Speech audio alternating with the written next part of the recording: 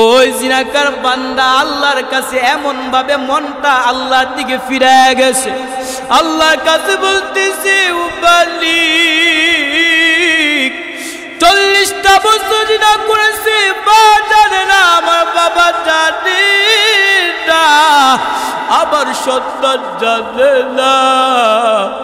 আজকে যদি সবাই আমি মসজিদটি উঠে যায়, সবাই চিড়ে ফেলবে জিনাকার। ওই জিনাকার বান্দা আল্লাহ তাআলার কাছে এমন ভাবে কবা চাইতেছে, আল্লাহ তাআলার কুদরতি অন্তরের মধ্যে সাথে সাথে মায়া পয়দা হয়ে গেছে। আল্লাহ তাআলা সাথে সাথে ওই জিনাকার বান্দা দোয়া কবুল করলেন। সাথে সাথে মিশরের জমিনটা একদম মেঘাচ্ছন্ন শুরু হয়ে গেল। মুসা নবী বলে, ও আল্লাহ, তুমি বললা জিনাকার না উঠলে বৃষ্টি দিব না, বৃষ্টি দিলা কেন? আল্লাহ তাআলা বলে, মুসা তুমি কি জানো না আমার একটা নাম হচ্ছে গফফার, আমার একটা নাম হচ্ছে সত্তার। ওই বান্দা আমি আল্লাহর কাছে এমন ভাবে তওবা করেছে, আবার উত্তরের মধ্যে মায়া পয়দা হয়ে গেছে। সাথে সাথে আমি আল্লাহ ওই বান্দাকে মাফ করে দিয়েছি। ওরে নবীর উম্মতের দল, অতএব বান্দা যদি আল্লাহ তাআলার কাছে ক্ষমা চাইতে পারো, আল্লাহ তারা মাফ করবে কিনা? যদি বান্দা আল্লাহ মাফ করে দেয়, তাহলে আমার আপনার জীবনের সফলতা চলে আসবে, আমি আপনি জান্নাতের মধ্যে যাইতে পারবো। কিন্তু বান্দা যদি জাহান্নামের মধ্যে যাও, জাহান্নাম কেমন একটা ভয়ঙ্কর হবে, সূর্যের গরমে সহ্য করা যায় না, তামার জমিনে গরমে দাঁড়ানো যায় না। মুসা নবী কাঁদবেন, আল্লাহ আমারে বাঁচাও।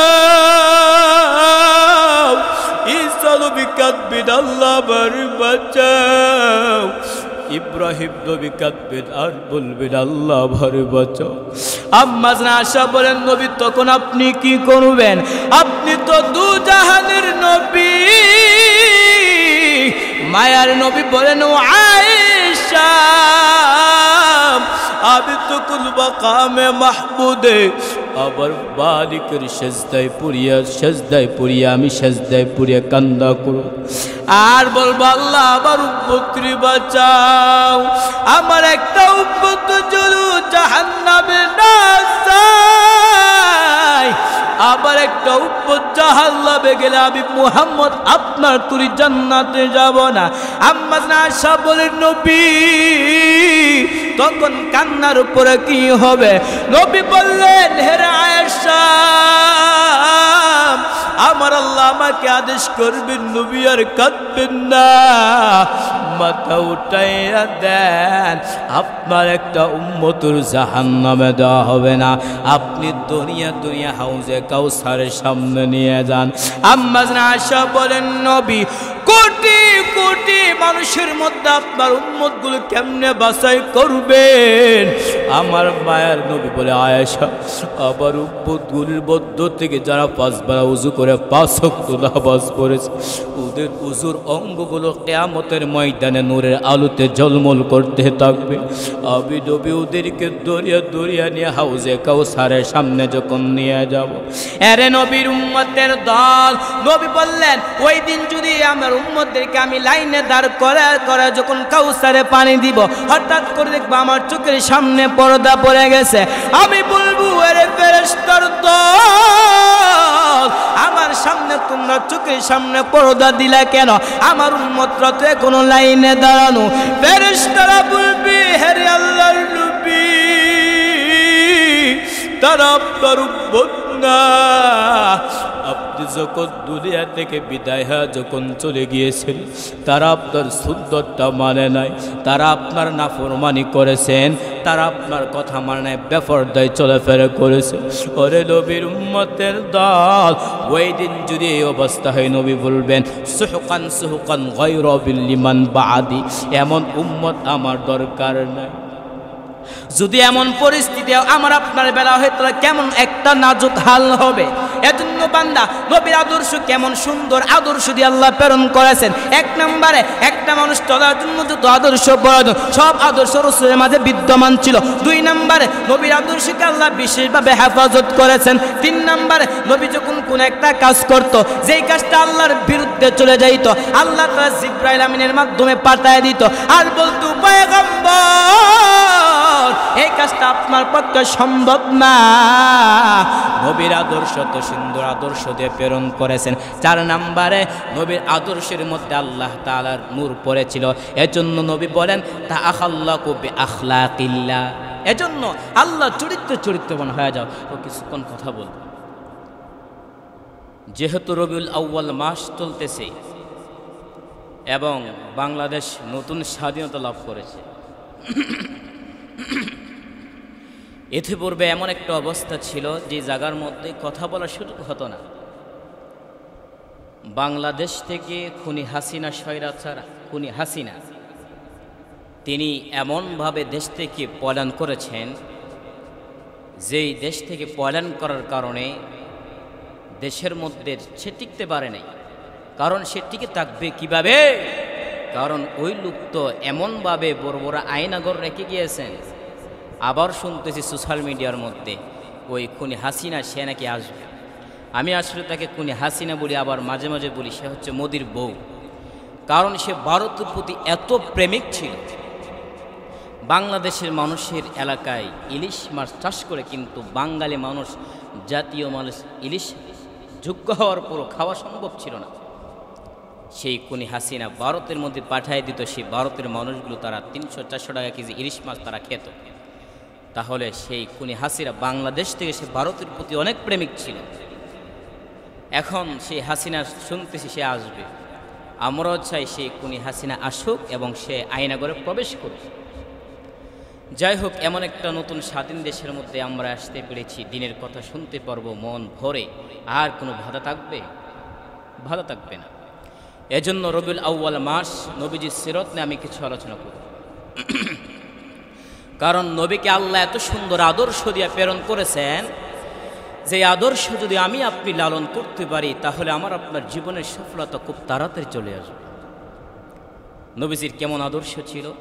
সাহাবা একরাম আম্মা জান আয়েশাকে বলতেন, হে আয়েশা, কাইফা কানা খুলুকুহু, যে নবীজির আদর্শ, নবীজির চরিত্র কেমন ছিল?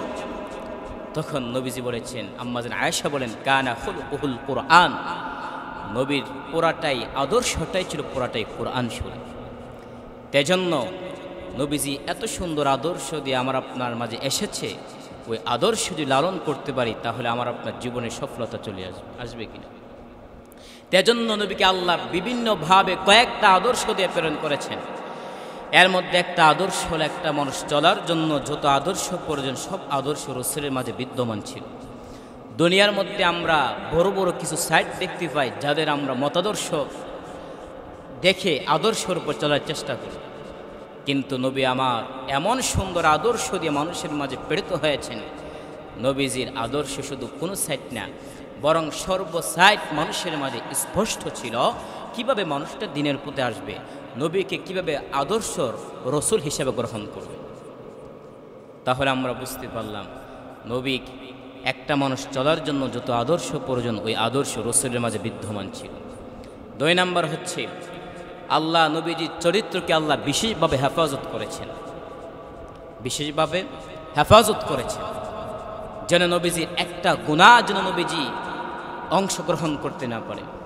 ইতিহাসের মধ্যে পাওয়া যায়, সিরাত ইবনে হিশামের মধ্যে পাওয়া যায়, নবীজির বৎসর যখন 14 বৎসর ছিল তখন নবীজি বলেন, আমাদের আরবের মধ্যে যখন বিবাহ অনুষ্ঠান হতো এবং অনুষ্ঠান হওয়ার সময় যখন গান বাদ্য যখন শুরু হবে, এমত অবস্থা আমার একটা ঘুম এসেছিল, সেই ঘুমের মধ্যে আমি অংশগ্রহণ করতে পারিনি।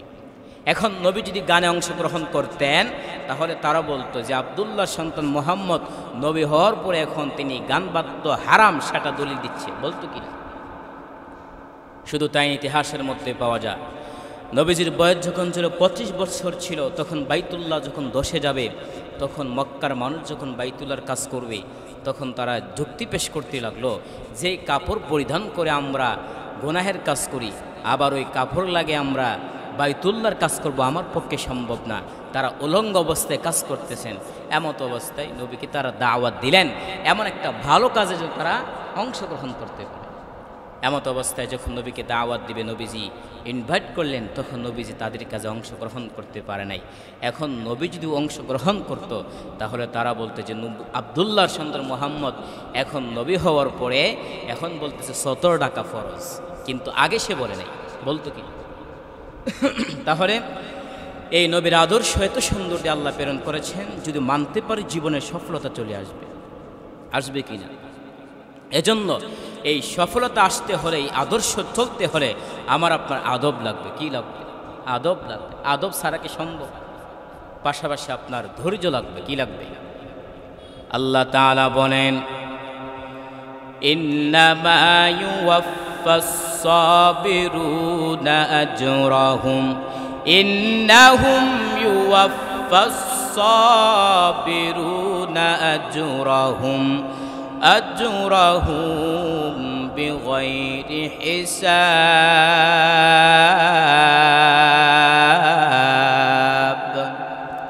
ধৈর্য ধারণ করবেন, আল্লাহ আপনাকে পরিপূর্ণ বিগাইরে হিসাব প্রতিদান দান করবেন। এজন্য প্রথম বলেছিলাম নবীর আদর্শ চলতে হলে আদব লাগবে। কি লাগবে? আদব লাগবে। আদব বলা জিন্দেগির বড় দাম। আদব আল্লাহর এক যুবক গোলাম রাস্তা দিয়া চলতেছেন, গুনাহগার নেক আমলওয়ালা না, প্রতিদিন মদরাড্ডা কানায় যায়। আজকেও যাচ্ছি, হঠাৎ করে রাস্তার মাঝে একটা কাগজ পড়ে দেখলো। কাগজটা হাতে এনে দেখলো আরবি লেখা, ঠোঁটে চুমা কাইয়া বাড়িতে হেফাজত করে আবার মদরাড্ডা কানায় চলে গেল। ওই জমানার কুতুবুল আলম হাসান বসরি রহমাতুল্লাহি আলাইহি আল্লাহর পক্ষ থেকে জানলেন, মদের আড্ডা কানায় অমুক এক যুবক বান্দা, আমি আল্লাহর পক্ষ থেকে দাওয়াত পৌঁছায় দাও। হাসান বসরি গভীর রাতে মদের আড্ডা কানায় চলে গেলেন। গেটের সামনে দাঁড়ানোর পর সব মদ পান করে চিনে ফেললো, আমগো দেশের বড় হুজুর এখানে কেন? সবাই চিনে ফেলেছে। দেশের মধ্যে কি চাঁদাবাজ সন্ত্রাসী, তারা ভালো করেছে। ভালো আলেমের কাছে গোপনে হাদিয়া নিয়ে দোয়া নেই, যে কারণে তো গজবের দোয়া করা হলো, একটা গজব ওদের মাথায় পড়ে না। ওই যে কোটি কোটি টাকা দান সদকা করে আবার ভালো ভালো আলেমদের কাছে দোয়া নেই। ওই যুবক মদ পান করে মদরাড্ডায় বেহুশ। হাসান বসরি বলে, বিশাল নামের এই যুবক ওখানে আছে কিনা? বলে হাসান মদ পান করে মাতাল হয়ে পড়েছে। বলে হুশ আসলে আমার সালাম জানা দাও। এ বিশাল আসছে বড় হুজুর। হাসান বসরি ডাকছে তাড়াতাড়ি, দ্রুত গতিতে মোটামুটি ফেরেশ আল্লাহর ওলির সামনে হাজির। এই যুবক আসো, তোমার হাতটা আমার হাতের সঙ্গে লাগায়া দাও। আল্লাহ ওয়ালাদের সোহবত গেলে অ্যাকশন শুরু হয়, আল্লাহ ওয়ালাদের নেক নজর পড়লে অ্যাকশন শুরু হয়।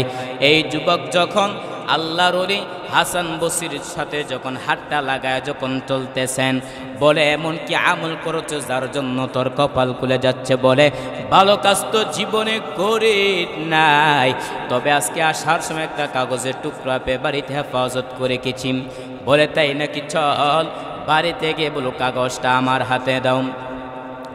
হাতের মধ্যে কাগজটা নিয়ে হাসান বসরি তাকায় দেখতেছেন, ওই কাগজের মধ্যে আমার আল্লাহর ইসমে আযম লেখা। আল্লাহর ওলি বলেন, যুবক কপাল তোর ভালো, তওবা কর, আল্লাহ তাআলা তোর ইজ্জত সম্মান বাড়ায় দিবে। হেদায়েতের দরজা খুলে গেল, যুবক তওবা করলো। এখন এই বিশার শুধু শুধু বিশার না, এখন তার নামে শেষে হাফিয় শব্দ লাগানো হয়। এই বিশ্ব হাফি আল্লাহর কেমন মাআরিফত হাসিল করেছেন। জমিনের মধ্যে হাঁটি কিন্তু জুতা পায়ে পরিধান করেন না। এর বিশ্ব হাফি জমিনের মধ্যে হাঁটো কিন্তু জুতা পায়ে পরিধান করো নাই কেন? বিশ্ব হাফি পরে জমিনটা নবীর জন্য জায়নামাজ বানায়া দিয়েছেন, ওই জমিনের মধ্যে জুতা লাগা হাঁটা আমার কাছে কেমন যেন বেয়াদবি মনে হয়। আদব। এই বিশ্বহাফি একদিন চলে গেলেন ওই জমান একজন ফকিহুল উম্মাহ ইমাম আহমদ বিন হাম্বল রাহমাতুল্লাহি আলাইহি দরজগায় খানকায়। ইমাম আহমদ বিন হাম্বল বিশ্বহাফিকে দেখার পরে দাঁড়ায় গেলেন, সম্মানের সাথে বসাইলেন, মেহমানদের আপ্যায়ন ব্যবস্থা করলেন। ছাত্রদের চোখে নজর পড়ে গেল, ইমাম আহমদ এত দামি, আবার কি আসলো যে তাকে এত সম্মান করা লাগবে। বিশ্বহাফি বিদায় হওয়ার পর ছাত্র বললেন, হযরত কাকে তো সম্মান? বলে, তোমরা কি শুনো নাই বুজুর্গ বিশ্বহাফি তিনি আসছে। হযরত আপনার মতো বড় আলেম কেউ নাই। ইমাম আহমদ বিন হাম্বল বলে, ছাত্র ভাই শুনে নাও, আমি ইলমের লাইনে যদিও দেখো আগানো, কিন্তু মারিফাতুল লাইনে বিশ্বহাফি আমার থেকে আগানো। ছাত্রদের মধ্যে শুরু হয়ে গেলে একটু টেস্ট করি তো। হযরত যাবো তাকে কিছু প্রশ্ন করার জন্য। ছাত্ররা রওনা হয়ে গেলেন, বিশ্বহাফির দরবারে যাবে কিছু প্রশ্ন করার জন্য। ও ছাত্র ভাই, আদব বলা জিন্দেগির কত দাম। বিশ্বহাফির দরবারে ছাত্ররা রওনা। ইমাম আহমদ বিন হাম্বল বলে, খবরদার যেন বেয়াদবি না হয়। খানকায় গিয়ে দাঁড়ালেন আর বললেন, আমরা ইমাম আহমদ বিন হাম্বলের ছাত্র, বলে বসেন। তিনিও তাদেরকে মেহমানদের আপ্যায়ন ব্যবস্থা করলেন আর বললেন, হযরত আপনার অনেক নাম শুনলাম, আজকে একটু প্রশ্ন করার জন্য, বলে করেন। এক নাম্বার প্রশ্ন, নামাজের মধ্যে ওয়াজিব ছুটে গেলে কি করা লাগবে? বিশ্বহাফি হিকমতের সাথে জবাব দেওয়া শুরু করলেন, কারণ তাকওয়ার পাওয়ার আছে, আর যার ভিতরে তাকওয়ার পাওয়ার আছে তার মধ্যে ঐশী একটা ক্ষমতা আছে, যেই ক্ষমতাকে কোরআনে বলা হয় ফুরকান। ইয়া আইয়ুহাল্লাযীনা আমানু ইন তাত্তাকুল্লাহা জাআল লাকুম ফুরকানা। ফুরকানের সম্পদ, মা মা'নাল ফুরকান হুয়া নূরুম মিন ইলাহিন, আল্লাহর পক্ষ থেকে একটা নূর। বলে, এটা দিয়ে কি করবি? মা বিহি ফুরকা বাইনাল হক ওয়াল বাতিল। ফুরকান নামক ওই সম্পদ দিয়ে বান্দা হক এবং বাতিলের মাঝে পার্থক্য করে বান্দা একা একাই চলে বহুদূরে চলে যাবে। বিশ্বহাফি বলেন, ছাত্র ভাই, তোমাদের এক নম্বর প্রশ্ন যদি তোমাদের ইমাম আহমদ বিন হাম্বলকে প্রশ্ন করো, তিনি ফতোয়ার কিতাব থেকে তিনি দলিল দিবেন। নামাজের মধ্যে সেজদায় সাহু দিলে নামাজ সঠিক হয়ে যাবে। আর যদি তোমরা আমি বিশ্বহাফিকে যদি প্রশ্ন করো, আমি বলবো আগে তোকে পিটানো দরকার, মাওলার সামনে দাঁড়াইয়া কেন বেয়াদবি করলি? আগে তোকে পিটানো দরকার, মাওলার সামনে দাঁড়ায় কেন বেয়াদবি করলি? ছাত্র বললেন, দুই নাম্বার প্রশ্ন, নেশাব পরিমাণ মাল থাকলে কতটুকু সম্পদ যাকাত আদায় করতে হবে? বিশ্বহাফি বলে, ছাত্র ভাই, যদি তোমাদের ইমাম আহমদ বিন হাম্বলকে যদি প্রশ্ন করো, তিনি ফতোয়ার কিতাব থেকে দলিল দিবেন, 40 ভাগের 1 ভাগ যাকাত আদায় করলে হয়ে যাবে। আর যদি তোমরা আমি বিশ্বহাফিকে যদি প্রশ্ন করো, আমি বলবো মাওলার দরবারে দিবে, আবার কিসের বাগাবাগি? সব দিয়ে দাও, বাগাবাগি কিসের? তাহলে তাদের ভিতর কেমন আদব ছিল? কোরআনকে সম্মান করেছে। কোরআনকে সম্মান কারণে আল্লাহ দুনিয়া ও আখিরাতে আল্লাহ তাদেরকে সম্মানিত বানায় দিয়েছে। ঠিক নেই? এজন্য নবীর আদর্শ যদি লালন করতে পারি, জীবনে সফলতা চলে আসবে কি? আমাদের তো ধৈর্য নাই, নবীর আদর্শ চলবো কিভাবে? ধৈর্য যদি পালন করতে পারতাম, তাহলে আল্লাহ তাআলা কি করতেন? আমার আপনাকে সবরের পুরস্কার দিতেন। আল্লাহ তাআলা বলেন, ইন্নামা ইউওয়াফাস সাবিরুনা আজরাহুম বিগাইরি হিসাব।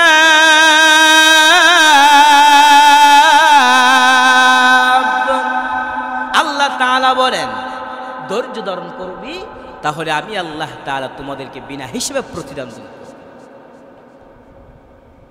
দরজা দৃষ্টান্ত কায়েম করলেন ইমাম আজম আবু হানিফা রাহমাতুল্লাহি আলাইহি। দরজা দৃষ্টান্ত কায়েম করলেন আল্লাহর পয়গম্বর হযরত ইব্রাহিম আলাইহিস সালাতু ওয়াস সালাম। দরজা দৃষ্টান্ত কায়েম করলেন আল্লাহর পয়গম্বর হযরত আইয়ুব আলাইহিস সালাম। আইয়ুব নবী টাকা পয়সা অভাব নাই, সন্তানের অভাব নাই, শয়তান দেখিয়া মাথা গরম, কিন্তু আইয়ুব আলাইহিস সালাম এমন ভাবে একটা শিডিউল করলেন যেন একটা সেকেন্ড তো আমার ঘরে আল্লাহর জিকির ছাড়া যেন না যায়। শয়তানের মাথা গরম হয়ে গেল, এত ইবাদত আইয়ুব করবেটা কেমন করে হয়? আল্লাহ গো, তোমার একটু সম্পদের মায়ায় পড়ে তোমার ইবাদত করে, তোমার একটু সন্তানের মায়ায় পড়ে তোমার ইবাদত করে। আল্লাহ কয় না, আইয়ুব যে ইবাদত করে একমাত্র আমার মহব্বত আর ধৈর্যের সাথে ইবাদত করে। বলে না না, কই দেখ আমি পরীক্ষা করি, সব সম্পদগুলা আগুনে জ্বালায়া দিলাম। আইয়ুব নবীর কাছে ইবলিস কইরা আইয়ুব আর আল্লাহ কি দেখিলাম নাই, কারণ তোমার সব সম্পদ আগুনে পুড়ে ছাই। আইয়ুব নবী মুনাজ্জাত দেখ আলহামদুলিল্লাহ। ইবলিস বলে নাউজুবিল্লাহ, বলবা আলহামদুলিল্লাহ কেন? আইয়ুব নবী ডাক দেয়া কয় আলহামদুলিল্লাহ বলার কারণ আল্লাহ পাক রব্বুল আলামিন আমাকে সম্পদ দান করেছেন, এই সম্পদের কারণে ইবাদত করতে মারাত্মক ব্যাঘাত সৃষ্টি হতো। আজকে আমার সম্পদ নাই, ইবাদতের মধ্যে কোনো টেনশন নাই। ইবলিস কয় মানি না। আল্লাহ কয় দেখ আরো পরীক্ষা করতেছি। কুররাতুল ওয়াইজিন নামক কিতাবের মধ্যে উল্লেখ রয়েছে, হাদিস শরীফের মধ্যে বিস্তারিত উল্লেখ রয়েছে। আইয়ুব নবীকে বিছানার মধ্যে ফালায় দিলেন আমার আল্লাহ, শরীরের মধ্যে কিরা পোকা ধরে গেল। একদিন আইয়ুব তাকায় দেখে তার জিহ্বার মধ্যে পোকা। এতদিন আইয়ুব জিহ্বা নারায়ণা জিকির করতো আর দিল ঠান্ডা হয়ে যেত। আজ আইয়ুব নবী চুকি কুটা পাটি আল্লাহ কি দেখি বলে ও দয়ার মালিক, এতদিন আমি এত সুস্থ খাইতে পারি না, কিন্তু তোমার জিহ্বা দেওয়া যখন তোমার নামের জিকির করে আবার ক্ষুধার তৃষ্ণা পেটে যা, আজকে আবার জিহ্বার মধ্যে পোকা, আমি কেমন শরৎ করব রে ভালি। আইয়ুব নবী এইভাবে নিজে নিজে মুহাসাবা করতেছেন আর আল্লাহর কাছে ধৈর্যের দৃষ্টান্ত কায়েম করতেছেন। হঠাৎ করে তাকায় দেখে তার সকল বিবে তার সামনে দাঁড়ায় বলেন, আর আমরা আপনার ঘরে থাকবো না, আপনি আমাদেরকে তালাক দিয়া দেন। সবার চলে যাইতেছি, আমরা চলে যাই, আমরা থাকতে চাই না।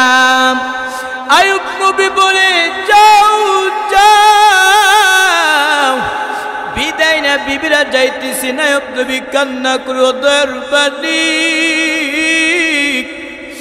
দুনিয়াতে সন্তানকে যদি মা সন্তানকে মারবে বাবার কাছে আশ্রয় নেই, আবার বাবা যদি সন্তানকে প্রহার করে মায়ের কাছে আশ্রয় নেই, কিন্তু শেষ পর্যন্ত প্রত্যেকটা মানুষের জীবনের আপন হলো তার আদরের বিবি ছাড়ার কেউ না।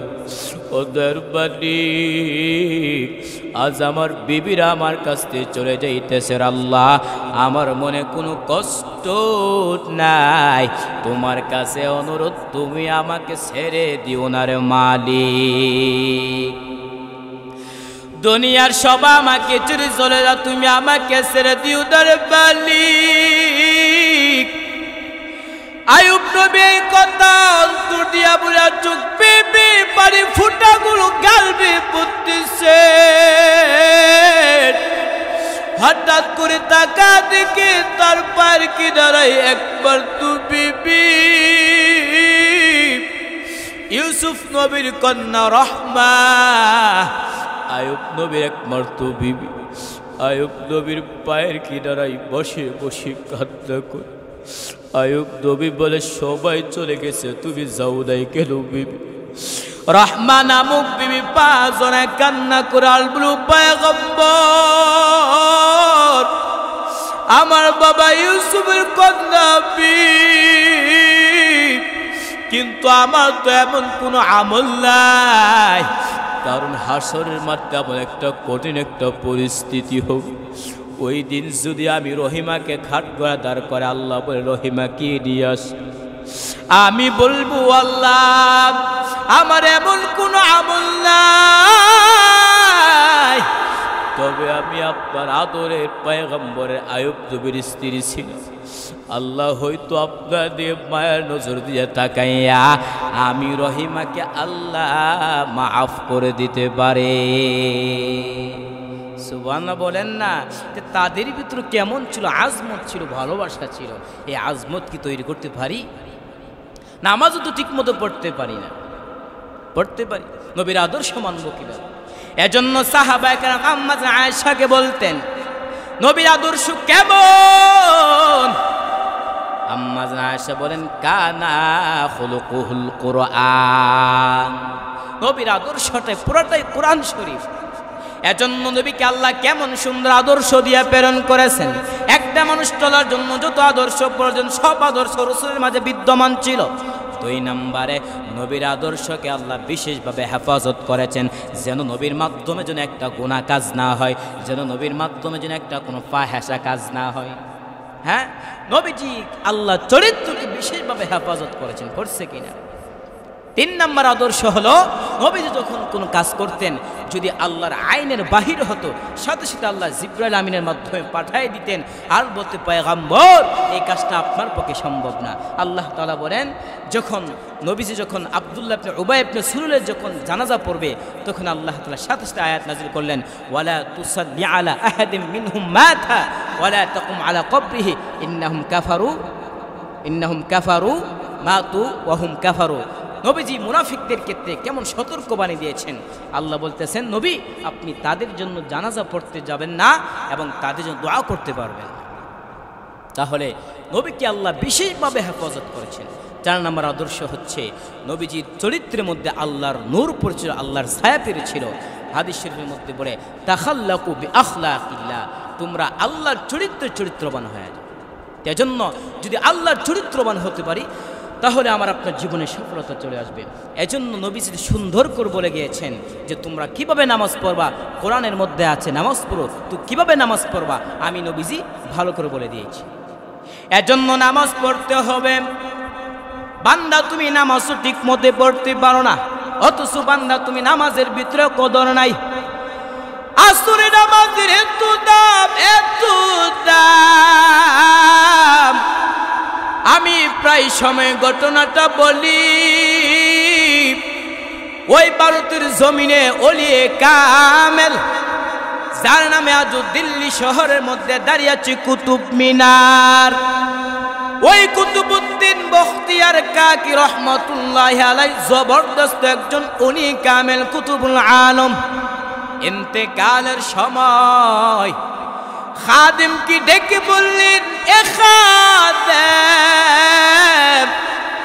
আমি বুধের বেশি দিন বাঁচব না, মরণাপন্ন হয়ে যাচ্ছি, সারাতন কেমন যেন মনটা খারাপ লাগতেছে।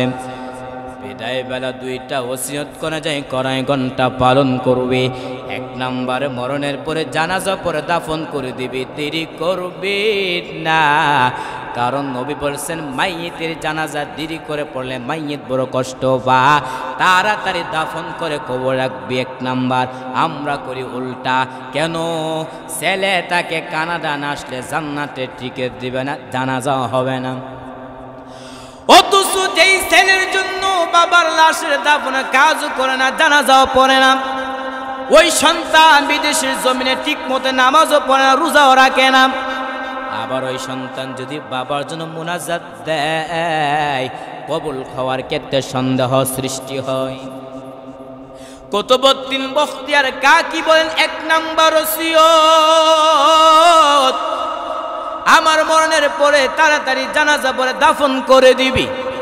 2 নম্বরে আমার লাশটা নিয়ে যখন ওই ভারতের ময়দানে হাজির করবে, তখন ভারতের সকল ওলামায়ে কেরাম দাঁড়িয়ে যাবে নামাজ পড়ার জন্য। ওই আল্লাহর বান্দা যে বান্দা জিনাকার এদিক সেদিক তাকাইতেছে, যার কেউ উঠতেছে না, যে সে বুঝতে পারছে আমি হইলাম বড় জিনাকার। ওই জিনাকার বান্দা আল্লাহর কাছে এমন ভাবে মনটা আল্লাহর দিকে ফিরে গেছে, আল্লাহর কাছে বলতেছে উবালি 40টা বছর জিনা করেছে, মা জানে না, আমার বাবা জানে না, আবার সন্তান জানে না। আজকে যদি সবাই আমি মসজিদটি উঠে যায়, সবাই চিড়ে ফেলবে জিনাকার। ওই জিনাকার বান্দা আল্লাহ তাআলার কাছে এমন ভাবে কবা চাইতেছে, আল্লাহ তাআলার কুদরতি অন্তরের মধ্যে সাথে সাথে মায়া পয়দা হয়ে গেছে। আল্লাহ তাআলা সাথে সাথে ওই জিনাকার বান্দা দোয়া কবুল করলেন। সাথে সাথে মিশরের জমিনটা একদম মেঘাচ্ছন্ন শুরু হয়ে গেল। মুসা নবী বলে, ও আল্লাহ, তুমি বললা জিনাকার না উঠলে বৃষ্টি দিব না, বৃষ্টি দিলা কেন? আল্লাহ তাআলা বলে, মুসা তুমি কি জানো না আমার একটা নাম হচ্ছে গফফার, আমার একটা নাম হচ্ছে সত্তার। ওই বান্দা আমি আল্লাহর কাছে এমন ভাবে তওবা করেছে, আমার উত্তরের মধ্যে মায়া পয়দা হয়ে গেছে। সাথে সাথে আমি আল্লাহ ওই বান্দাকে মাফ করে দিয়েছি। ওরে নবীর উম্মতের দল, অতএব বান্দা যদি আল্লাহ তাআলার কাছে ক্ষমা চাইতে পারো, আল্লাহ তাআলা মাফ করবে কিনা? যদি বান্দা আল্লাহ মাফ করে দেয়, তাহলে আমার আপনার জীবনের সফলতা চলে আসবে, আমি আপনি জান্নাতের মধ্যে যাইতে পারবো। কিন্তু বান্দা যদি জাহান্নামের মধ্যে যাও, জাহান্নাম কেমন একটা ভয়ঙ্কর হবে, সূর্যের গরমে সহ্য করা যায় না, তামার জমিনে গরমে দাঁড়ানো যায় না। মুসা নবী কাঁদবেন, আল্লাহ আমারে বাঁচাও। ঈসা নবী কাঁদবেন, আল্লাহ আমারে বাঁচাও।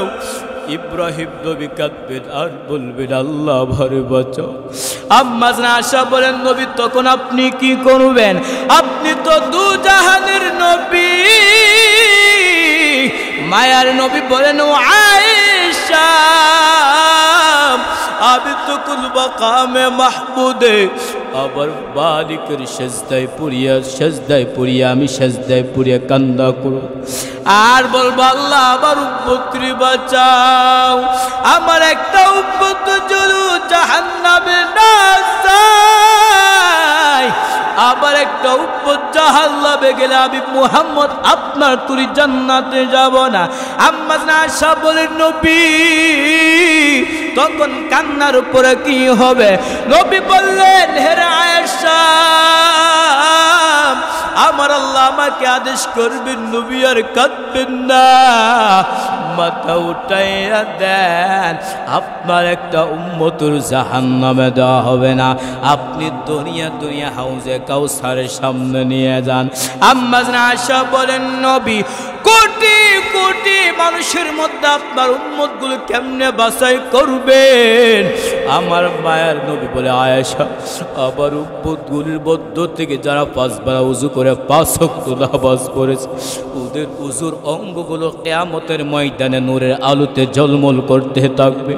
আমি নবী ওদেরকে দরিয়া নিয়ে হাউজে কাউসারের সামনে যখন নিয়ে যাব, আরে নবীর উম্মতের দল, নবী বললেন, ওই দিন যদি আমার উম্মতদেরকে আমি লাইনে দাঁড় করে যখন কাউসারে পানি দিব, হঠাৎ করে দেখবো আমার চোখের সামনে পর্দা পড়ে গেছে, আমি বলবো, আরে ফেরেশতার দল, আমার সামনে তোমরা চোখের সামনে পর্দা দিলা কেন? আমার উম্মতরা তো এখনো লাইনে দাঁড়ানো। ফেরেশতারা বলবে, হে আল্লাহর নবী, তারা আপনার উম্মত না, আপনি যখন দুনিয়া থেকে বিদায় হয়ে যখন চলে গিয়েছেন, তারা আপনার সুন্নতটা মানে নাই, তারা আপনার নাফরমানি করেছেন, তারা আপনার কথা মানে নাই, বেপরদায় চলাফেরা করেছে।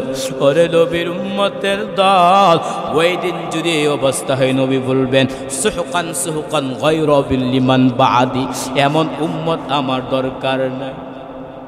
যদি এমন পরিস্থিতি আমার আপনার বেলা হয়, তাহলে কেমন একটা নাজুক হাল হবে। এজন্য বান্দা নবীর আদর্শ কেমন সুন্দর আদর্শ দিয়ে আল্লাহ প্রেরণ করেছেন। এক নম্বরে একটা মানুষ চলার জন্য যত আদর্শ প্রয়োজন সব আদর্শ রাসূলের মাঝে বিদ্যমান ছিল। দুই নম্বরে নবীর আদর্শকে আল্লাহ বিশেষভাবে হেফাজত করেছেন। তিন নম্বরে নবী যখন কোন একটা কাজ করত, যেই কাজটা আল্লাহর বিরুদ্ধে চলে যাইত, আল্লাহ তাআলা জিবরাইল আমিনের মাধ্যমে পাঠায় দিত আর বলতো পয়গম্বর এই কাজটা আপনার পক্ষে সম্ভব না। নবীর আদর্শ তো সুন্দর আদর্শ দিয়ে প্রেরণ করেছেন। চার নম্বরে নবীর আদর্শের মধ্যে আল্লাহ তাআলার নূর পড়েছিল। এজন্য নবী বলেন তাআখাল্লাকু বিআখলাকিল্লাহ, এজন্য আল্লাহ চরিত্রবান হয়ে যাও। অতএব নবীর আদর্শ আমি আপনি লালন করতে পারি। নবীর চারটা আদর্শ কথা বলেছি, এই চারটা আলোচনা যেন এই মূলনীতি যেন প্রয়োগ করে আমরা আপনার জীবনকে খাঁটি করতে পারি। আল্লাহ পাক সবাইকে তৌফিক দান করুক। ওয়া আখিরু দাওয়ানা।